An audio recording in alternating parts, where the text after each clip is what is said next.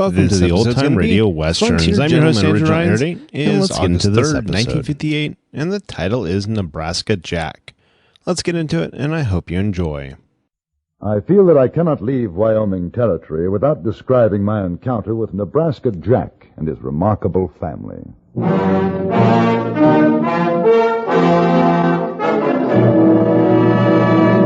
Frontier Gentlemen.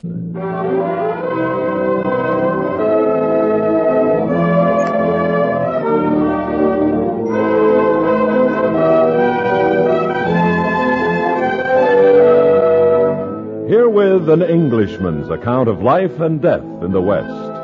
As a reporter for the London Times, he writes his colorful and unusual stories. But as a man with a gun, he lives and becomes a part of the violent years in the new territories.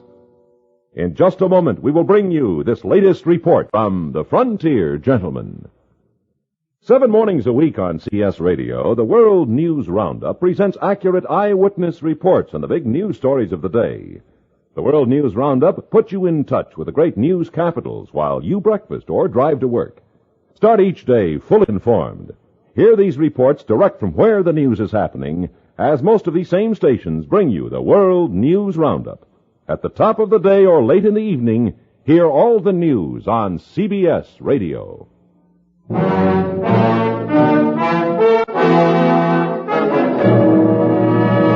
Now, starring John Dehner, this is the story of J.B. Kendall, Frontier Gentleman.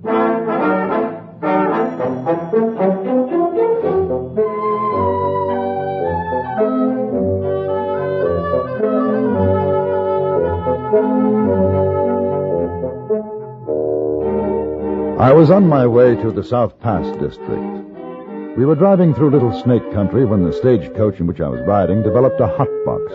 That is to say, one of the wheels, through lack of grease, had clogged and would no longer turn. The axle became red hot. And so when we limped into the next stage station, there was no choice but to wait for repairs, a matter of 2 or 3 hours.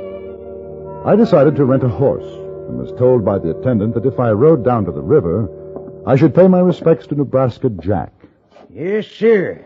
Now, if I was a stranger in these parts, I'd sure want to amble down and make his acquaintance. What does he do? Do? He don't do nothing right now, except sit around and take his ease. It's what he did that counts, mister.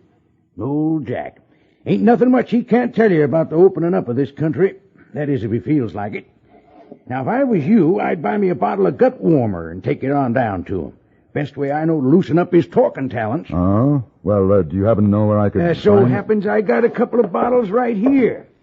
Yeah, old Jack's favorite brand. Never drinks nothing else. I reckon he's about due for a refill. He'll take it real kindly, mister. How much? $3. $3? Oh, yeah, $3. And $1 for the horse, $30 for the saddle. Don't care about the horse, but good saddles is hard to come by. Of course, you get the $30 back when you bring in the saddle. I see. Yes, sir. Now, you come out back, I'll get you fixed up. Well, how do I find this place? Ain't nothing to it. Just follow the wagon road till you come to a sign saying Nebraska Jack's place, keep out. There's a trail right down to the river. You can't miss it. Ah, here's a mighty fine little horse. Ain't got nothing to worry about with him. Get you there and get you back. He's just a bit swaybacked, wouldn't you say? Him? Shucks, no. That's just the way he's made. That there's a real clear-footed rocking chair critter. He give you any trouble, though, you just lay your quirt on his get-up end. He'll do just fine. Just fine. As it turned out, my suspicions were correct.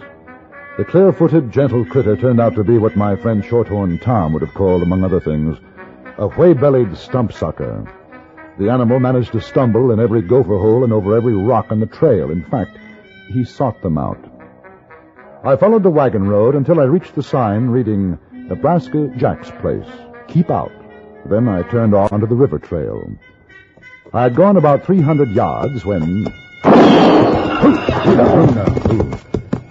that cowhawk turned head off my land and you with it before I unravel you. It's Nebraska Jack, isn't it? You're darn right. Can't you read the sign back yonder? Yes. Next one, I'm going to to shoot through the water barrel and drown you. Now, wait! I brought you some whiskey. Oh, let's see. Here. You keep that bottle in sight. I'm riding this way slow. Slow and easy. Now, get a move on you.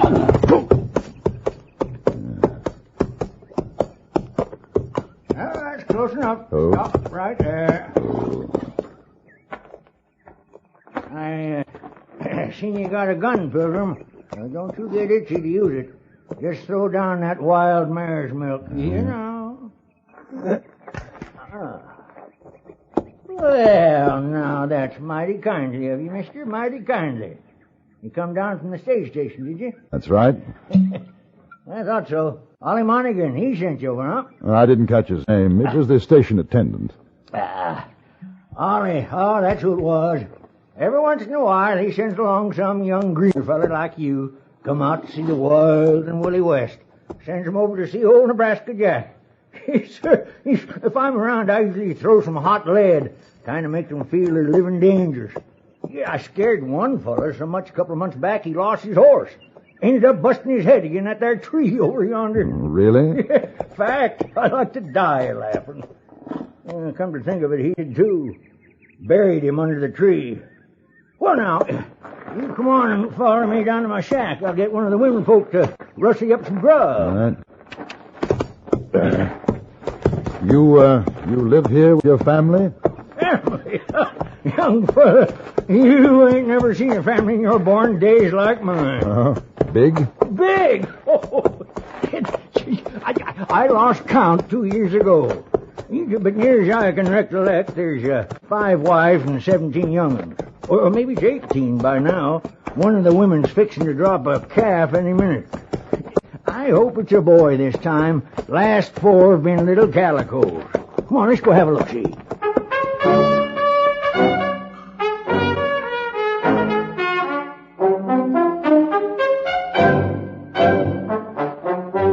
Nebraska Jack was a man of at least 70. Although not very tall, he still possessed the physique of a much younger man. His hair was long and white, and a fine, curly beard covered most of his face. He led me to what he called his shack. In actuality, it was more like a blockhouse, which stood 3 stories high. Situated on a rise above the river, it was quite an imposing sight. At the river's edge, I noticed a half a dozen or more naked children of varying ages. They saw him, waved happily, and went back to their play in the water. You can tie the horse up here. Right. Rose! Oh, Rosie! We got company. Put on the coffee. I'd offer you a drink, but I ain't got more than enough for myself. Besides, a fellow your age don't want nothing to do with whiskey. Just rot your stomach clean through. You don't have to say nothing to Rosie about me drinking. Oh, no, of course not. Mister, you sure are polite. Are you a territorial senator or something? No. Newspaper correspondent. Name's J.B. Kendall. Oh, that's so. Let's go ahead in. That's my room through there. Did you build this place yourself, Jack? Me and the older boys finished it last year. Of course, if the family keeps it growing, I'll have to be adding, I guess. Well, sit shut, Kendall. Thank you. There. Newspaper correspondent, huh? English, ain't you? Yeah. I thought so, yeah. Say, ever heard of an English writer feller called Ruxton? Oh, yes. He was up in these parts years back. Oh, I seen him. Nice fella. Of course, there was mostly Indians around here then. You could go a year and not see a white man. Were you born in the West? No, I come out from Ohio when I was 12. Since then, I done and seen just about everything a man can in his natural life. I'd like to hear about it. You got a week? Only an hour or so, I'm afraid. No, I've got to catch the Rock Springs stage. Well, I'll just kind of wipe the brush over it. I've been a trader, prospector, guide, scout. I freighted and tracked with Jim Bridger. You heard of Jim Bridger, ain't you? Oh, I should say so. And I used to run a ferry across the Green River on the Oregon Trail. I killed Indians and white men. I still got 2 bullets in my leg and a piece of Ute arrow in my backside. Well, along about 15 years ago, I was getting on past 60. I figured it was time to settle down, get me a wife. Trouble was, I lived with the Indians so long I felt more like them than my own kind. So I up and married one. Oh, fine woman. But I thought you said that you had 5 wives, wasn't it? And that's right, but I didn't wed up with them all at once. First wife, she was Arapahoe Nellie. She got kind of lonesome for woman company, so her cousin come to visit her. That was Mary. That was the second wife. Then there was Piney and Mandy and Rosie. 2 Shoshone, 1 Ute. And they all get on together? Well, sure. Ain't no reason why they shouldn't. Coffee in Nebraska. Well, that's just fine. Kendall, I want you to meet Rosie. This here's J.B. Kendall, Rosie. This is, Nebraska? Say, now, I plumb forgot, Rosie. How's Piney doing, huh? She calved yet? I told you before, Nebraska, no talk like that. Piney have baby. Oh, yeah. Well, she have baby yet? No, soon. Oh. Maybe tonight. Where's Nellie? She downriver looking to your trap line. Oh, yeah, that's right. What about Mary? Nebraska, you getting old in the head. You disremember everything. You send Mary and Mandy to fetch in sheep. Ain't that something I can't forgot? Nebraska. Huh? Let me smell breath. What? Whiskey! Where you hiding? No, Rosie. No, Rosie. That's fine. This Kendall. He bring it? Well, No whiskey. How many times I tell you? No whiskey. He drink one of these days. He cash in his chips. No whiskey, Nebraska. You hear? Yes, ma'am. This Kendall. He stay for grub. No. Thank you very much. I'll have to be going. Oh, now. You don't have to do that. Why, Rosie here, she fixes the best chuck you ever said it to. No, really, the coach. You got your baggage up there at the stage station? Yes, and... Oh, shucks, I'll get one of the boys to bring it down for you. You take the next coach out tomorrow. Sure, you stay overnight. Oh, wait, we got plenty of room. Well, it's very kind of you. You hear that, Rosie? Don't he talk just fine, real educated. Now, you send one of the boys in, Little Jack. Little Jack plucking chickens. What you want with him? What about Ben? Ben cutting wood. Joe catching fish. Mary's Pete building dam. Nellie's Pete helping. All right. I guess I'll just have to do it myself then. Do what? Go with Kendall up to the stage station and fetch in his baggage. Oh, no. I know what happens. You go to station, that Ollie Monaghan. He sell you whiskey. Oh, no. Rosie, it ain't so, I swear. Kendall. Oh, no. Kendall, you wouldn't even let me smell the bottle, now would you? Oh, no. Well, I'm sure that... There, you see? Now, Kendall here, he's English, and when he gives his word... Oh, well, Rosie, you ain't got a thing to worry about. Oh, no. Kendall go to station himself fetch baggage. You stay here, Nebraska. You can't ask a guest to do that, Rosie. It ain't hospitable. There's no trouble. I don't mind in the least. What do you figure he's going to say about us in his newspaper? We make him go fetch baggage his own self. Don't matter what he say. I know read in a house. Now, you hold on, woman. I got patience, but I tell you, it's thinning fast. I'm the head man in this here house, and I'm telling you. I'm a-going with Kendall to fetch his baggage. You go to stage station, get drunk. Who says when you come back, you'll be sorry. Who says I'm going to get drunk? Tonight. Wife Piney having baby. All right. Me and Kendall will be back before dark. You remember what I tell you, Nebraska. This is the last time. You drink whiskey. You no have womans. You no have kids. You no have nothing.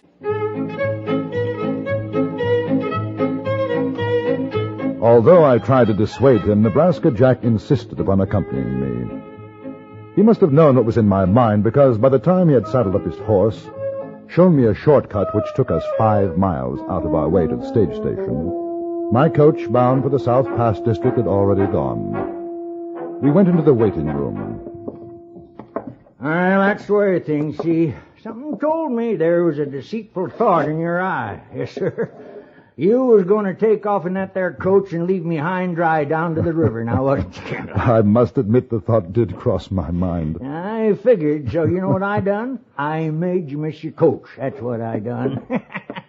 Hey, Ollie! Yeah? It's Nebraska Jack. Right in, Jack. Now, where'd you keep that whiskey?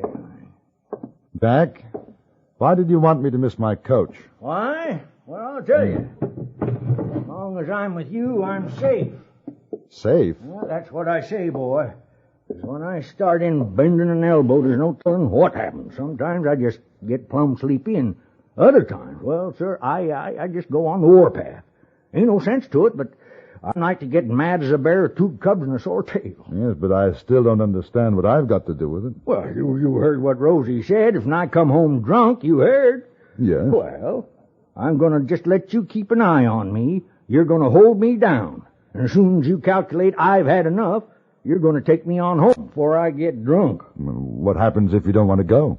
Well, don't matter what I want. You got to make me. You heard what she said. Now, you give me your word. You'll do it?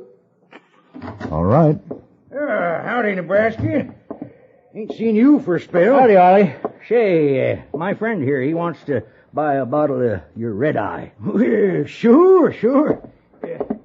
How's the wives, Nebraska? Oh, fair. And the kids? Oh, they're just fine. Oh, keep it in the safe now, huh? That's right. Only 2 bottles left, Nebraska. You want them both? And I guess what? You figure, Kendall? Frankly, no. You just put it to the side, Ollie. We'll start with one. Sure, Nebraska. Oh, that'll be $4 each, mister. 4? The last bottle was only 3. Yeah, but this one is 2 weeks aged. Best in the house. Wait a minute, Nebraska. I'll get some mugs. No sense you drinking alone. Sure. Well, don't you give none to Kendall. He's too young to guzzle. Besides, he's promised to get me home sober. And that's just what he's going to do. Ain't that so, Kendall?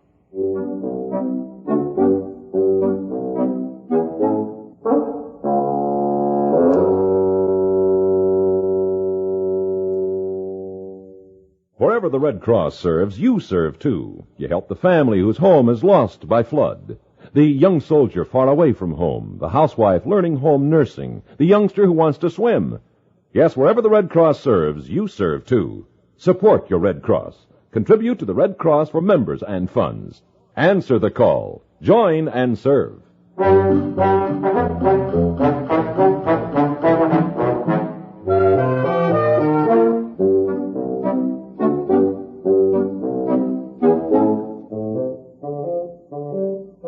Exactly 1 hour later, Nebraska Jack and Ollie Monaghan had demolished 1 bottle of what must have been the most violent whiskey in Wyoming territory. Monaghan had almost completely lost his voice and was trying to sing a song that he swore his mother had taught him. I found the words were somewhat obscure. Nebraska Jack had a peculiar gleam in his eye and was viewing the other whiskey bottle with great interest. It stood on the table beside my elbow. Are you married, Kendall? No. I'm married, Kendall. I taught him to talk English. That's the worst thing I ever done. Now they think like a white woman. Oh, that's worse yet. Let's open the other bottle. No. Well, you don't touch me. You think I'm going to get drunk? You are drunk. Oh, well, that is a lie. Nebraska, you know what your wife said would happen this time. I'm going to tell you something about my wife, Rosie. Oh, she's the worst. I'm going to go home and I'm going to scalp her. Right now, I'm going to scalp her. If you want my opinion, she'll end up scalping you. They all will. Rosie's a ute. Now, I got a piece of ute arrow on my backside. Never trust a ute. They want to ruin your life. What about the others? Oh, they're all right. Nellie, Mary, Amanda, Piney. But that Rosie ain't fitting for a woman to be so mean. Did you hear how she talks to me? Oh, give me that bottle of whiskey. Nope. I'll get through with you. Your kin won't be knowing you from fresh hides. Now, come on, give me that bottle. Don't you want to be able to see your new son? What new son? Piney.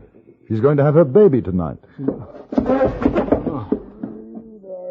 You know, Kendall, I'm bad news. I ain't even worth stomping on. Fact. Ain't right for a father to carry on so. All them kids at home, no pa to set them on the right trail. All them good wives a fixing and a fussing over me. I'm just a no-good walking whiskey vat. How's about a drink, partner? Sorry. He's my pal, see? Partner? Oh, not you sidewinder. You trying to get me drunk? I got me a home with all them fine wives and kids. You know, Rosie will make 'em all pull stakes. She's you, she'll just do it. Come on, Jack. I'll take you home.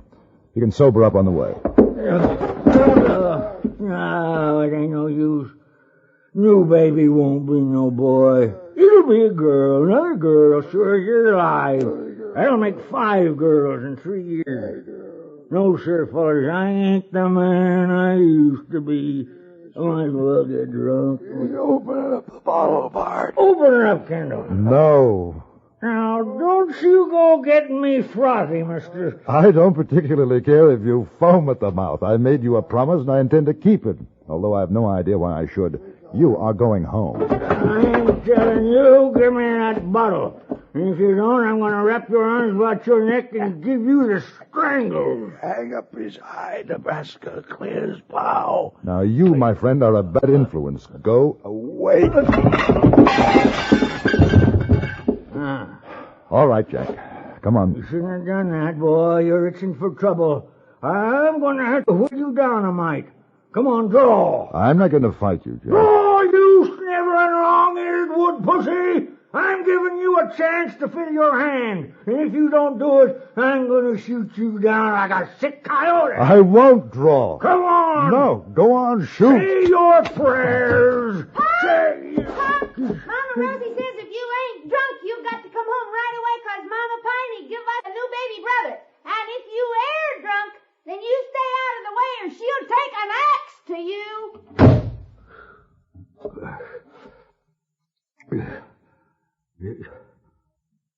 Did you hear that? Yes. A boy. That's what she said, wasn't it? That's what she said. A boy. Now, that surely is a something. You better go home and see your son, Jack. Yeah, I reckon so.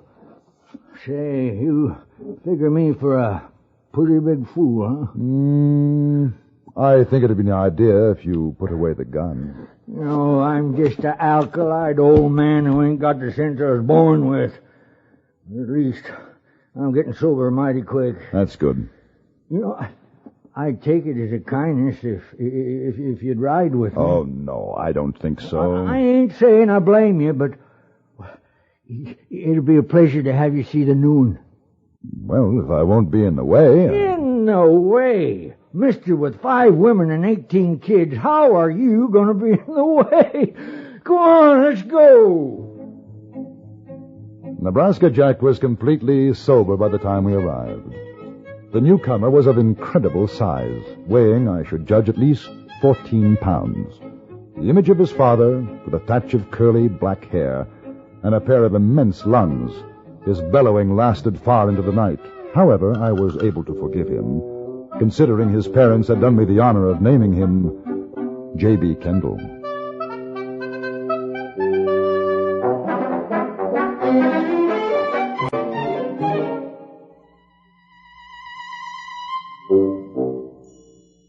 Frontier Gentleman was written, produced, and directed by Antony Ellis and stars John Dehner as J.B. Kendall. Featured in the cast were Joseph Kearns, Jack Moyles, and Virginia Gregg.